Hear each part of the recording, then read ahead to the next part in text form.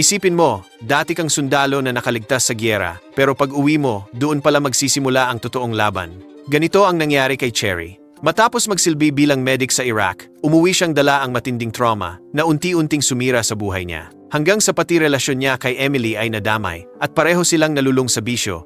Nang maubos ang pera at dumami ang problema, isang desperadong paraan ang naisip ni Cherry, ang manghold up ng bangko. At nang gumana ito sa unang pagkakataon, lalo lang siyang nabaon sa mundong mahirap ng takasan.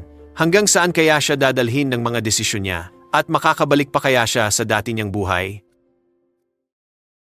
Nagsimula ang ating kwento noong 2007, kung saan ang isang 23 taong gulang na lalaking nagngangalang Cherry ay naghahanda para sa kanyang gagawing pagnanakaw sa bangko. Sa kanyang backstory, nalaman natin na nagdurusa si Cherry sa depression at ramdam niyang nawawalan na siya ng pag-asa sa buhay. Bago siya nagpatuloy sa kanyang gagawing pagnanakaw, nilapitan niya ang isang sasakyan sa malapit at sinabihan ang driver na magkita sila sa parking lot sa loob ng 2 minuto. Lumalabas na isang eksperto si Cherry sa pagnanakaw at alam itong isakatuparan ng walang kahirap-hirap. Habang may takip sa mukha at may dalang baril, agresibo niyang pinasok ang isang bangko at agad na nagpaputok upang takutin ang mga tao sa loob. Nilapitan niya ang teller habang tinututukan ng baril at inutusan siyang ibigay ang lahat ng pera mula sa loob ng drawer. Pero habang tinitingnan niya ang mga takot na mata ng teller, biglang nakaramdam ng lungkot si Cherry na nagpahintulot para mag-flashback tayo sa kanyang buhay sa panahong 2002. Nang mga panahong iyon, si Cherry ay isang college student at na-love at first sight sa kanyang kaklase na nagngangalang Emily at agad rin naman siyang napansin ng dalaga. Pagkatapos ng kanilang klase, nagkausap ang dalawa kung saan nalaman ni Cherry na nakatira si Emily sa parehong lungsod kung saan nakatira ang kanyang ex-girlfriend. Ipinakita ni Cherry ang litrato ng kanyang dating kasintahan na si Madison, kaya naging awkward si Emily at napangiti na lang ng kaunti bago tuluyang umalis. Pagkatapos ay nag-reflect si Cherry patungkol kay Madison, kung paano siya nito tinatrato bilang isang mahinang lalaki at hindi binibigyan ng sapat na respeto.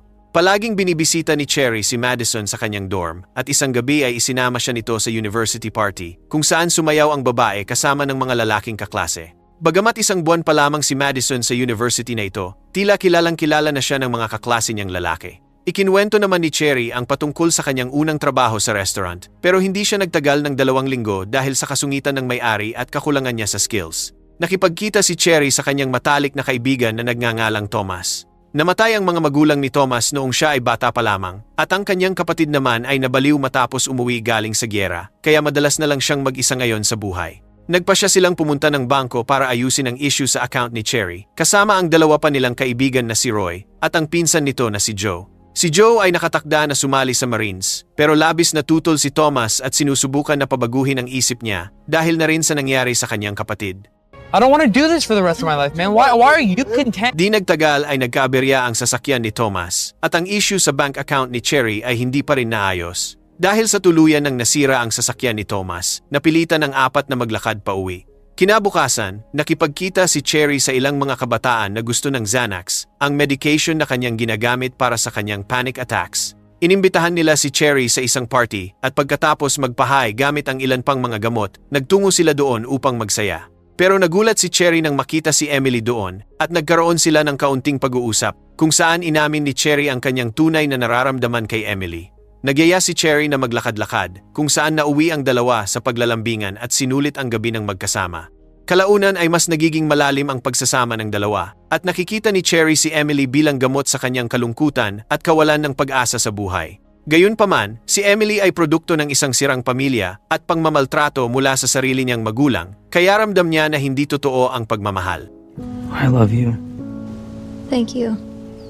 Dahil sa kanyang paniniwalang iyon, nagpahintulot ito upang magdesisyon siyang makipaghiwalay kay Cherry, sinasabing kailangan niyang ituloy ang kanyang pag-aaral sa Canada. Sa kabila ng pagmamakaawa ni Cherry, buo na ang desisyon ng babae at hindi na siya napigilang umalis. Dahil sa pangyayaring ito, labis na nasaktan si Cherry at kalaunan ay nagpasya siyang sumali sa US Army bilang medic para hanapin ang kanyang tunay na layunin sa buhay. Bagamat hindi siya siniseryoso ng mga officer at nakikita lamang siya bilang biro, pinatunayan ni Cherry ang kanyang sarili sa pamamagitan ng panunumpa para sa 2 taon na serbisyo. Umaasa siyang mahahanap niya ang kanyang layunin sa buhay at malampasan ang kalungkutan na nararamdaman. Hindi pa alam ng kanyang mga kaibigan ang kanyang ginawang desisyon na ito, pero nakikita ni Cherry ang walang tigil na pagpupumilit pa rin ni Thomas kay Joe na huwag ituloy ang pagsali niya sa Marines, nagbabanta na matutulad lang siya sa nangyari sa kanyang kapatid. Biglang nakatanggap ng tawag si Cherry mula kay Emily na humiling na magkita sila para sa huling pamamaalam. Pumayag naman si Cherry at sinabihan si Emily na puntahan siya sa kanyang bagong trabaho sa isang restaurant. Isang bartender si Cherry para sa kanyang bagong trabaho sa restaurant, kung saan isinama niya ang kanyang mga kaibigan upang makalibre ng inumin sa nagaganap na party. Doon niya ring hinintay si Emily, pero bukod sa late na ito, nagdala pa siya ng kasamang lalaki na labis na ikinainis ni Cherry. I gave Benji a real man handshake like I was a real man, so he was forced to keep his hand off her. Sonny, are you alright? Benji, just give me a minute, dude. Do you want me to punch this guy in the dick? No, Joe. Sa huli ay hindi nagkaroon ng maayos na pamamaalam ang dalawa at naiinis na pinaalis ni Cherry si Emily. Maya-maya pa ay inutusan si Cherry ng kanyang amo na tapusin ang trabaho at bantayan ang isang lasing na guest doon na nagngangalang Tommy. Nakipag-usap si Cherry sa lasing na si Tommy, kung saan ibinahagi ni Cherry na nagpa-enlist siya sa US Army. Those people don't give a shit about you. What are you thinking? Hinatid pa uwi ni Tommy si Cherry, kung saan naabutan ni Cherry si Emily sa kanyang kwarto na umiiyak, humihingi ng tawad para sa kanyang ginawa kanina. Pinatawad naman siya ni Cherry at kalaunan ay makikitang masaya na silang kumakain habang nagkukwentuhan. Gayunpaman, nabigla si Cherry nang ibunyag ni Emily na hindi na siya pupunta ng Canada upang mag-aral. Sinasabing nagdesisyon lamang siyang umalis dahil nararamdaman niyang mahal na rin niya si Cherry. Ipinaliwanag naman ni Cherry na sumali na siya sa US Army dahil sa naramdamang kalungkutan nang iwan niya siya.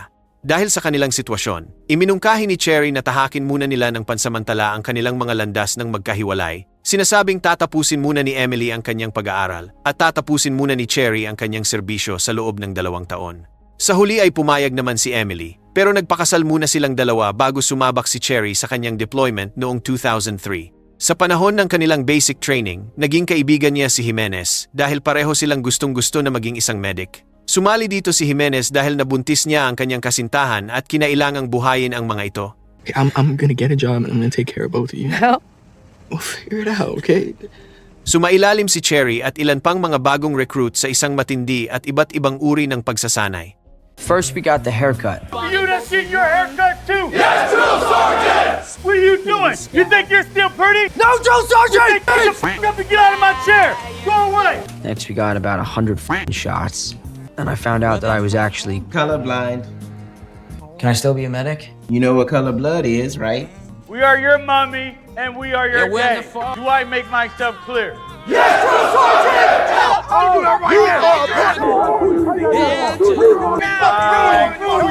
Or execute. Let's go! I had to strip down to our underwear and duck walk the circuit of a big room. And there was a man whose job it was to check everybody's asshole. Wait! Flap! You ain't shit! They call us names like... Go there! Coulter!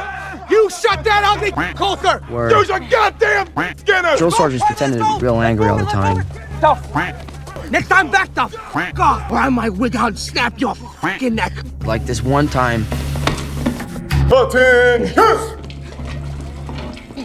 Drill Sergeant Deco, he even choked the kid. Drill Sergeant Deco. Drill Sergeant, that's Levine. It wasn't because of PTSD though. Deco had never been anywhere. He was full of shit.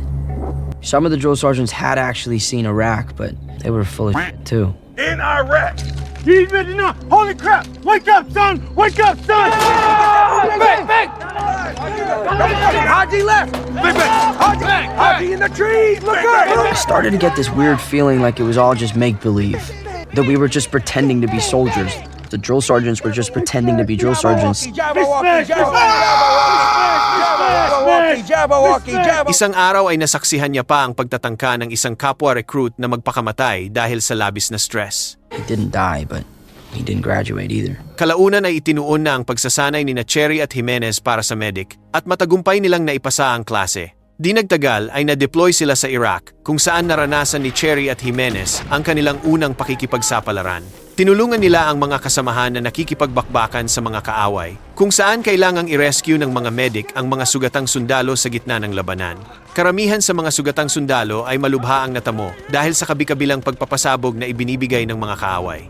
Matapos bigyan ng paunang lunas ng mga medic, isinakay ang mga sugatan sa chopper upang gamutin sila sa base ng militar. Nang makabalik sila sa kanilang kampo, nanlumo sina Cherry at mga kasama nito dahil sa kanilang mga naranasan at mga nasaksihan. Mas naging nakakatakot pa ang kanilang sitwasyon dahil kilala ang lugar na kinatatayuan ng kanilang istasyon bilang isa sa mga delikadong lugar sa panahon ng gyera. Sa kabila ng mga iba't ibang banta, nagsasagawa pa rin sila ng pagpapatrol sa lugar, habang nadadaanan rin ang mga evacuation site para sa mga sibilyan.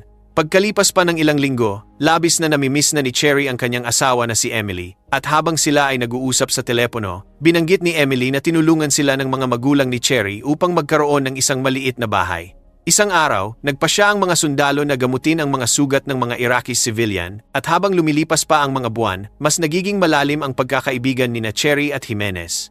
Noong isang araw na nagpapatrolya sila, sinubukan ni Cherry na ipaalam sa kanyang sarhento ang hinala na hindi ligtas ang kanilang dinadaanan, pero hindi pinansin ang kanyang mga opinyon. Gayunpaman, malakas pa rin talaga ang spider sense ni Cherry dahil naging tama ang mga hinala niya nang ma-stock ang gulong ng isa sa kanilang sasakyan sa Kumunoy. Inutusan ng sarhento si Jimenez at 3 iba pang mga kasamahan upang bumalik at kumuha ng mga kable na panghila sa sasakyan. Pero biglang nangyari ang hindi inaasahan. Nagkaroon ng malaking pagsabog ng bomba na direktang pinasabog ang sasakyan ni Jimenez, dahilan upang agad itong lamunin ng apoy. Dali-daling tumakbo si Cherry upang lapitan ito, pero labis siyang nanlumo nang maabutan ang mga kasama na sunog na ang mga katawan. Sa isang nakakalungkot na eksena, napilitan siyang buhatin palabas ang mga bangkay ng mga kasamahan habang nagluluksa at nabibigla pa rin sa mga nangyari.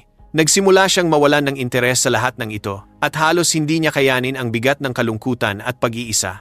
Habang magkausap sa telepono, patuloy na pinapalakas ni Emily ang loob ni Cherry, pero halos hindi masabi-sabi ni Cherry ang kanyang mga nakakatromang nararanasan. Pagkatapos ng ilan pang mga misyon, sa wakas ay natapos ni Cherry ang kanyang 2-year service at bumalik sa Amerika. Pinarangalan siya ng Medal of Valor bilang pagkilala sa kanyang katapangan, walang kapantay na sakripisyo at sa paglingkod niya sa kanyang bayan. Bagamat naroon si Emily sa kanyang convocation, pakiramdam ni Cherry ay wala pa rin siyang gaanong narating sa buhay. Gayunpaman, nang nagkita muli sila at nagkasama, doon siya nakaramdam ng matinding ginhawa at kaunting kapanatagan sa kanyang puso. Umuwi sila sa kanilang bagong tahanan, kung saan magsisimula sila ng panibagong yugto ng kanilang buhay. Nagsimulang pumasok muli sa paaralan si Cherry sa eskwelahan na pinagtatrabahuhan ni Emily, at nakakuha rin siya ng trabahong construction sa tulong ni Joe, nakakatapos lang din ang serbisyo sa Marines. Pero pagkatapos nitong makabalik, tila marami siyang bitbit na problema. Noong isang araw na nag-aaway silang magkasintahan sa sasakyan, nainis si Joe at nagpa siyang tumalon palabas habang ito ay umaandar, dahilan upang masugatan siya ng husto ngunit hindi siya namatay. Hindi lang si Joe ang may problema, nagsimula ring magdusa si Cherry sa PTSD at labis na anxiety, kung saan nahihirapan siyang matulog at napapanaginipan pa ang mga nakakatromang naranasan niya. Mas nagiging maikli na rin ang kanyang pasensya kahit sa mga maliliit na bagay, resulta ng mga nasaksihan niya sa gyera. Upang maibsan kahit papaano ang kanyang mga panic attacks at anxiety, itinuloy niya ang pag-inom ng Xanax. Noong isang araw na dumalo sila sa isang theater show, biglang gumawa ng eksena si Cherry at nakipagsagutan sa isang lalaki ng walang dahilan. Yeah, I'm talking to you. What's your problem, dude? Dude, what's your problem? My problem's the fact you didn't even have the decency to take off your LL Bean before you came from the Be golf quiet. club. Can Babe, we we're not please going leave? anywhere. I would really like to leave. This guy's just an asshole. Fucking take this LLB and shove it up your fucking ass. Kalaunan ay umalis na sila ni Emily sa show matapos niyang mabasag ang salamin sa banyo. Dahil sa mga kamakailang aksyon at pag-uugali ni Cherry, naging dismayado at nai-stress na rin si Emily, kaya nagsimula na rin siyang gumamit ng Xanax. Samantala, ang kaibigan naman ni Cherry na si Thomas ay mas lalong nalulong sa ipinagbabawal na gamot, kung saan naaresto siya matapos mahuling nagnanakaw. Pinyansahan siya ni Cherry upang makalaya at nagsimula muli silang magpalipas ng oras ng magkasama. Dude, are you alright? No, not alright. Help me.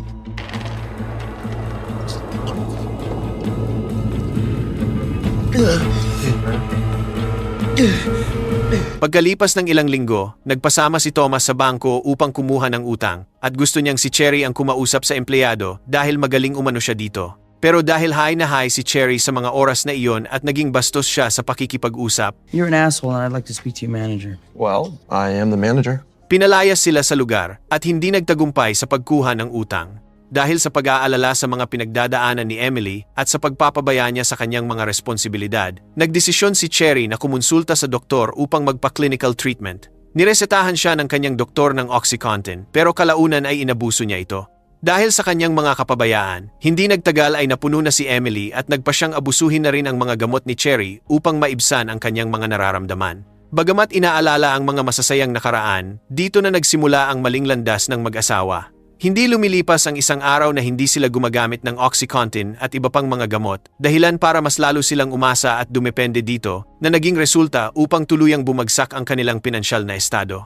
Dahil desperado na sila sa pera, nilapitan ni Cherry ang isang kakilalang dealer na nagngangalang Pills upang subukang mangutang ng pera. Pero imbes na pautangin siya, binigyan na lang ni Pills si Cherry ng gamot at kapalit nito ay ang pagbabantay niya sa isang safe. Mahigpit siyang nagbabala na huwag itong bubuksan dahil pagmamay-ari ito ng kanilang boss na nagngangalang Black.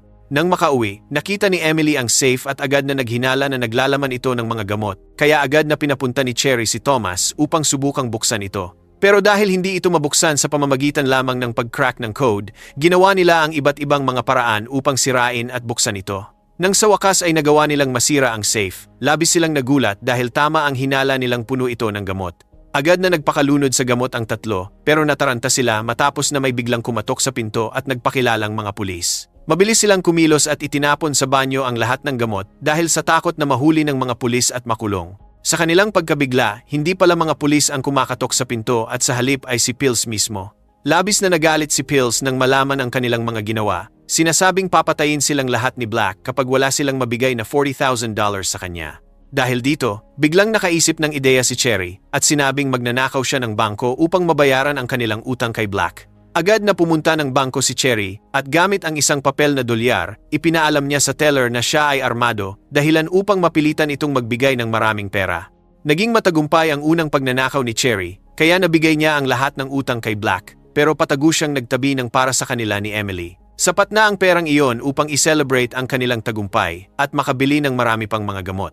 Gayunpaman, nakatanggap ng tawag si Cherry mula kay Joe na nagpaalam na may interes na ang mga pulis sa kanya, kaya napilitan munang magpalamig si Cherry upang matanggal ang atensyon ng mga pulis sa kanya. Sa kabila ng lahat ng ito, maingat pa rin na ipinagpatuloy ni Cherry ang pagbili ng mga gamot na magagamit nila ni Emily. Sa puntong naubos na ang kanilang pera, napilitan si Cherry na gawin muli ang kaparehong estilong ginawa niya para pagnakawan ang iba pang mga bangko.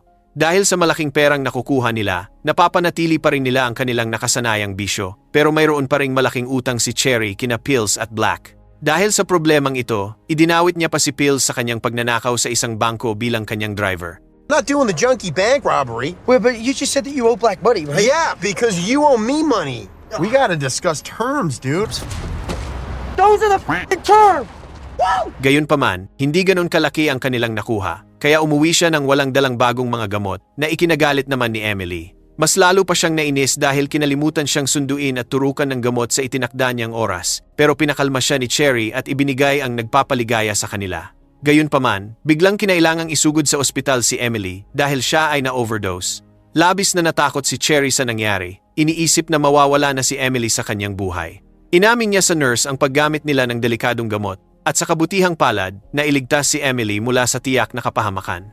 Kinausap si Cherry ng nanay ni Emily kung saan nagmakaawa ito na iwan na niya ang kanyang anak para sa ikabubuti nito. Upang patunayan ang kanyang pagmamahal kay Emily, pumayag si Cherry sa hiling ng mga magulang at nagpa siyang ilayo ang sarili. Gayunpaman, tumakas si Emily sa rehab at nahanap si Cherry sa istasyon ng bus.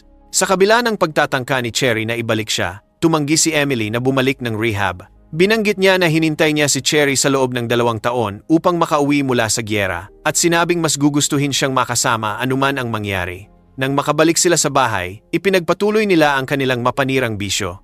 Sa sandaling kailanganin muli nila ng pera, nagpasya si Cherry na magnakaw na naman ng bangko at sa sandaling ito ay kasama niya na sina Pills at Thomas. Pagpasok sa bangko ay agad na nagpaputok si Cherry at inutusan ang mga teller na bigyan ng pera ang kanyang kasama na si Thomas, pero biglang natakot si Thomas at umatras pabalik sa kotse. Nagresulta ito upang pumalit si Pills bilang kasama ni Cherry, pero ang walang ingat na galaw ni Pills ay nagpahintulot kay Cherry na kunin ang kontrol sa sitwasyon. Ikinagalit naman ito ni Pills at sa huli ay iniwan niya ng mag-isa si Cherry na natrap sa loob ng bangko matapos mag-lock ang pinto. You never lock a gunman in with innocent people. You're supposed to lock me in between the f***ing doors. Open the door right now. Look, you put all these people's lives in danger. If you don't open that f***ing door, your boss is gonna fire you. Sa kabutihang palad, nakatakas siya at nakabalik sa kotse bago pa siya maabutan ng mga pulis. Natakot si Cherry na tatraydurin sila ni Pills at isusumbong sa mga pulis, kaya inutusan niya si Thomas na ibalik ang sasakyan upang hanapin ang kasamahan. Gayunpaman, nang mahanap nila si Pills, nalaman nilang nabaril pala ito sa tiyan at kritikal na ang kanyang kondisyon. Bilang dating isang medic, alam ni Cherry na dapat nila siyang dalhin sa ospital sa lalong madaling panahon. Pero tumutol si Thomas at sinabing, siguradong mahuhuli tayo ng mga pulis sa oras na ginawa natin yon. Na-realize ni Cherry na tama si Thomas, kaya wala na siyang ibang nagawa kundi hayaan na lang si Pills na mawalan ng buhay. Pagkatapos ay dinispatya nila ang katawan nito sa isang tahimik na lugar, pero ninakawan muna nila siya bago tuluyang umalis. Kinabukasan, nang makauwi si Cherry at kasama si Emily, naabutan niya sa labas si Black na naghihintay sa kanya sa sasakyan at hinihingi ang bayad sa kanyang utang. Sa una ay tinanggap na ni Cherry na papatayin siya ni Black sa pagkakataong ito, pero sinabi ni Black na kung gagawin niya iyon, tuluyan na ring mawawala ang kanyang pera. Pinagbantaan ni Black ang buhay ni Emily, kaya sa huli ay napilitan si Cherry na magsagawa ng huling pagnanakaw upang mabayaran si Black at matapos na ang problema. Bago umalis, nagpaalam na si Cherry kay Emily dahil alam niya ang panganib na kanyang kakaharapin. Bumalik ang eksena sa pinakasimula ng pelikula, kung saan nagbigay ng mga direksyon si Cherry kay Black na kanyang magiging getaway driver.